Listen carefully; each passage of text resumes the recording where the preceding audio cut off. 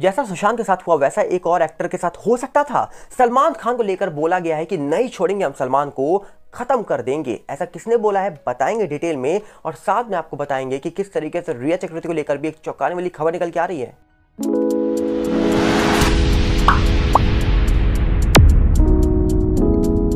सबसे पहले यहाँ पर हम आपको बता दें कि सुशांत सिंह राजपूत का मामला 2020 में हुआ था, पर इस मामले को होने के बाद कई सारे सवाल निकल के आए।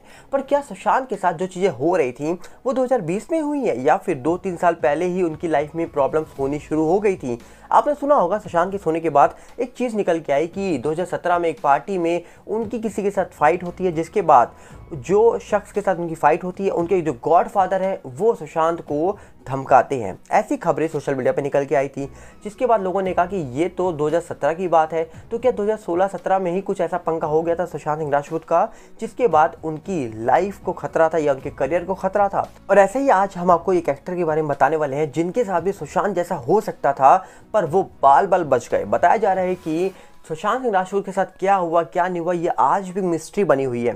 पर सुशांत के बाद एक थ्योरी फैलाई गई कि वो डिप्रेस थे, एक थ्योरी फैलाई गई वो बाइपोलर थी। ये थ्योरी ज़्यादा दिन तक टिकी नहीं, क्योंकि आज देश की जनता जानती है कि सुशांत के साथ गलत हुआ है, पर गलत क्या हुआ है क्या नहीं हुआ ये फैसला भी आना बाकी है। इसीलिए ये मामला आज तक मिस्टीरियस मामला बना हुआ है। पर आपको बता दिया जाए कि इंडस्ट्री में क्या सिर्फ सुशांत के साथ ऐसा हुआ था या फिर और भी कोई लोग हैं। आपको याद दिला दें कि ऋतिक रोशन का करियर जब बना था तो ऋतिक रोशन बहुत जल्दी से वायरल नहीं हुए थे, बहुत जल्दी चले नहीं थे। उनके करियर में उन्होंने शुरुआत में स्ट्रगल जरूर करा, पर कहा जाता है कि क्या अपने बेटे का करियर बनाने के लिए किसी और का करियर ख़राब कर दिया गया उनके फादर के द्वारा। बताया जा रहा है कि एक फिल्म निकल के आई थी कोई मिल गया। कोई मिल गया फिल्म के अंदर ऋतिक रोशन काम कर रहे थे और इस फिल्म को बनाया गया था उनके फादर राकेश रोशन जी के द्वारा।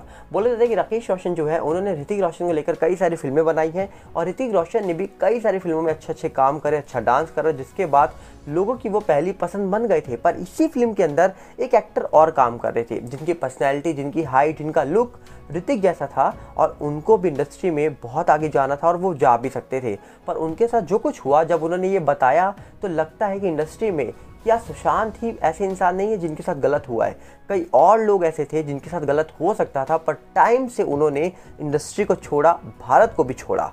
मैं बात कर रहा हूँ यहाँ पर रजत बेदी की। रजत बेदी जो इंडस्ट्री में कई फिल्मों में काम कर चुके हैं। कोई मिल गया फिल्म के अंदर जब इन्होंने काम करा तो इन्होंने हाल ही में इंटरव्यू में बताया कि इस फिल्म के अंदर मैंने कई सारे सीन्स करे थे ऋतिक के साथ और साथ में कई अन्य कलाकार के साथ, और कई सारे सीन्स करने के बाद मुझे भरोसा था कि मेरे भी सीन्स दिखाए जाएंगे, और जब इस फिल्म को रिलीज होकर मैं देखूंगा तो लगेगा कि हाँ, जितने ऋतिक के सीन है उतने ही लगभग मेरे भी सीन होंगे इस फिल्म के अंदर। पर जब फिल्म रिलीज हुई तो इन्होंने कहा कि भैया मैं देख के हैरान था कि एक भी सीन ऐसा नहीं था जिसमें मेरा कट न लगा हो। मतलब कहीं ना कहीं फिल्म को ऐसा काटा गया और मेरे सीन्स को तो ऐसा काटा गया कि जरा सा फिल्म के अंदर सीन रख दिया, जिसके बाद मैं देख के हैरान था। और यहाँ तक कि सिर्फ यही नहीं किया गया, जब फिल्म के प्रमोशन के लिए लोगों को बुलाया गया जो फिल्म में काम कर रहे थे, तो वहाँ से भी मुझे दूर रखा गया। मतलब एक एक्टर को क्या चाहिए होता है, पब्लिक के सामने अपने आप को रिप्रेजेंट कैसे करें, और वहीं से अगर हम एक्टर को दूर कर लेंगे तो वो अपने आप को दिखाएगा कैसे कि भैया मैं हूँ क्या पब्लिक को। तो इसीलिए कहा जा रहा है कि इन्होंने कहा कि ये एक सिंगल फिल्म नहीं थी जहाँ पर मेरे साथ ऐसा हुआ, इसके साथ कई और फिल्में थी। जब उस फिल्म के अंदर पूरी शूटिंग कंप्लीट होती थी, जब फिल्म रिलीज होती थी, तो पता लगता था कि मेरे जो सीन्स थे वो कट कर लिए गए हैं। इसी के साथ इन्होंने कहा कि कई बार तो ऐसा हुआ कि मैंने फिल्म पूरी कर ली, मुझे चेक दिया जाता था मेरी पेमेंट के रिगार्डिंग, और जब वो चेक बैंक में जाता था तो पता लगता था कि चेक बाउंस हो गया। तो ऐसे करके मेरी लाइफ एक ऐसे स्टेज पे आ गई थी जहाँ पर मुझे समझ नहीं आ रहा था मैं करूँ क्या। एक वक्त पर इन्होंने कहा कि मैं डिप्रेस होने लग गया, मैं डिप्रेशन में जाने लग गया कि या तो मुझे पेमेंट मिले, पेमेंट भी नहीं मिल रही थी मुझे, और काम मिलता था तो सीन्स पूरे काट लिए जाते थे पिक्चर रिलीज होने के बाद, और प्रमोशन से भी मुझे दूर रखा जाता था। तब इन्होंने कहा कि मैंने एक फैसला करा कि मैं इंडस्ट्री को हमेशा के लिए छोड़ दूंगा, और इन्होंने इंडस्ट्री को हमेशा छोड़ने का जब फैसला करा तो इन्होंने कहा चलिए मैं भारत ही छोड़ देता हूँ। फिर ये कनाडा जाके बस गए और उसके बाद ये लौट के नहीं आए। अगर ये शायद ये इंडस्ट्री में आज होते तो या तो ये डिप्रेस हो चुके होते, या इंडस्ट्री इनको साइड कर देती, या फिर आज ये शायद हमारे बीच ही ना होते, क्योंकि जिस तरीके से इन्होंने ये बातें बताई हैं ये बहुत ही शॉकिंग है, क्योंकि इंडस्ट्री के अंदर ऐसा होता है ये सब जानते हैं, पर इतना बुरा होता है ये शायद सुशांत केस होने के बाद चीज़ें निकल के आ रही हैं। तो कहीं ना कहीं ये बहुत ही शॉकिंग खबर निकल के आई जब इन्होंने बताया, और इसके साथ साथ आप समझ सकते हैं कि सुशांत सिंह राजपूत के साथ क्या क्या हो रहा होगा, क्योंकि वो एक बेहतरीन एक्टर बन चुके थे, लीड एक्टर बन चुके थे, उनको लेकर फिल्में बन रही थी और वो फिल्में सुपर हिट जा रही थी। तो कहीं ना कहीं जो नेपो किड्स हैं उनको लगता होगा कि भैया एक बाहर से आया हुआ कलाकार सुपर हिट फिल्में दे रहा है, हम तो कुछ कर ही नहीं पा रहे हैं। तो वही होती है जेलेसी, और वो जेलेसी के पीछे इंसान क्या क्या करता है वो शायद हम समझ भी नहीं सकते हैं। वहीं पे बता दिया जाए आपको, रिया चक्रवर्ती को लेकर कहा जा रहा है कि रोडिस में भड़कम मचा पड़ा है। रोडिस के अंदर रिया चक्रवर्ती कंटेस्टेंट के सामने अपनी दुख दास्ता बता रही हैं और बता रही हैं कि किस तरीके से सुशांत केस होने के बाद उनको क्या क्या चीज़ें फेस करनी पड़ी, पर फिर भी वो झुकी नहीं, वो रुकी नहीं, और लोगों को लगता था कि वो रुक जाएंगी, पर उन्होंने कहा कि भैया मैं रुकी नहीं हूँ, मैं आगे बढ़ती गई। मतलब एक तरह से बताया जाए तो रिया चक्रवर्ती पिछले 2-2.5 साल से जब ये मामला चल रहा था सुशांत का, तब से लेकर आज तक वो रुकी नहीं है, और तब से लेकर वो लगातार अपनी इमेज को अच्छा करने में लगी हुई हैं। और फिलहाल वो रोडिस के अंदर गैंग लीडर के तौर पर बैठी हुई हैं। अब देखने वाला विषय ये है कि क्या लोग उनको प्यार देंगे, ये तो वक्त ही बताएगा, क्योंकि जिस तरीके से खबरें निकल के आ रही है लग तो नहीं रहा कि उनको प्यार मिलने वाला है, और लग तो नहीं रहा कि किस तरीके से इस मामले में उनका जब से नाम निकल के आया था तो लोग उनको प्यार देने वाले हैं। आपकी राय क्या है आप कमेंट्स में बताइएगा। पर वहीं पर तीसरी तरफ एक चौंकाने वाली खबर निकल के आ रही है कि सलमान खान को लेकर एक बहुत बड़ा बयान दे दिया गया है, और ये बयान दिया गया है गोल्डी बरार की ओर से।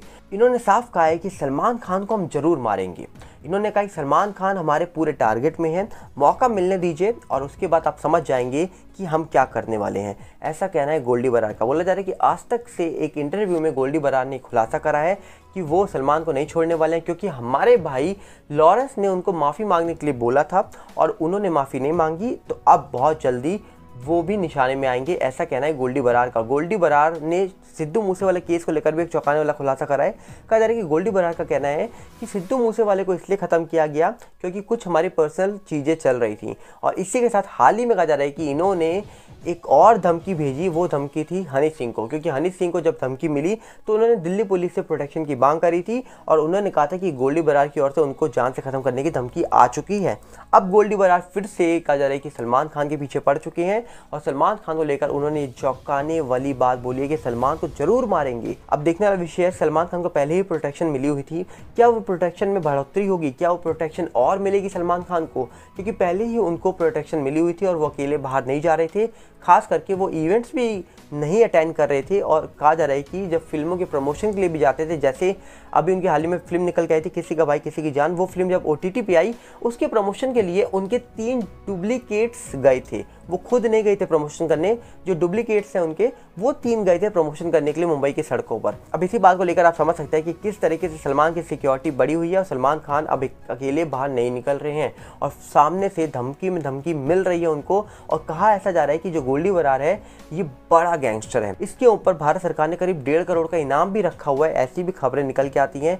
कुछ लोग दावा करते हैं कि ये कनाडा में, कुछ लोग दावा करते हैं कनाडा के बाहर है। अभी कहाँ पर है कहाँ नहीं है कोई नहीं जानता, पर कहा जाता है कि इसके पीछे तो पुलिस लगी हुई है, और साथ में सामने से बैठ के अब ये धमकियाँ जो मिल रही हैं ये बहुत बड़ा सवाल उठाता है। पर कहा ऐसा भी जा रहा है कि ये बैठता एक जगह है और भारत में बैठे हुए अपने लोगों से सारे काम करवाता है। तो क्या इस बात के बाद जो बोली गई है इनके द्वारा, इस बात के बाद क्या सलमान खान की प्रोटेक्शन में बढ़ोतरी होने वाली है, कि सलमान खान की प्रोटेक्शन और ज़्यादा बढ़ जाएगी, ये तो वक्त बताएगा आने वाला। क्योंकि जिस तरीके से ये मामला निकल के आया था, जिस तरीके से ये पूरी इनका स्टेटमेंट निकल के आ रहा है गोल्डी बरार का, ये बहुत चौंकाने वाला है। तो आपको क्या लगता है आप अपनी राय कमेंट बॉक्स में रख सकते हैं, और साथ में हम आपसे अपील करेंगे आप हमारे फेसबुक और टेलीग्राम चैनल से जुड़ जाइए, जिसका लिंक डिस्क्रिप्शन में है। साथ में आपसे अपील करेंगे एक और कि आप हमारे दूसरे चैनल सागल भल्ला रिव्यू के साथ भी जुड़िए, क्योंकि उसमें चैनल पे आपको शॉर्ट वीडियो तो रोज़ मिलेंगी, लॉन्ग वीडियो कभी कभी मिलेंगी जब मूवी रिव्यू को लेकर हम बात करेंगे। तो उम्मीद है कि आप उसके साथ जुड़ेंगे, क्योंकि आपका जुड़ना बहुत इंपॉर्टेंट रखता है। अब देखने वाला विषय है कि आप जुड़ेंगे या नहीं जुड़ेंगे। हम उम्मीद तो यही करेंगे कि आप सही में जुड़ेंगे, क्योंकि आपका साथ मिला है सालों से, आपका प्यार मिला है, और चाहेंगे कि आपका प्यार मिलता रहे। हम मिलेंगे बहुत जल्दी। नमस्कार, जय हिंद।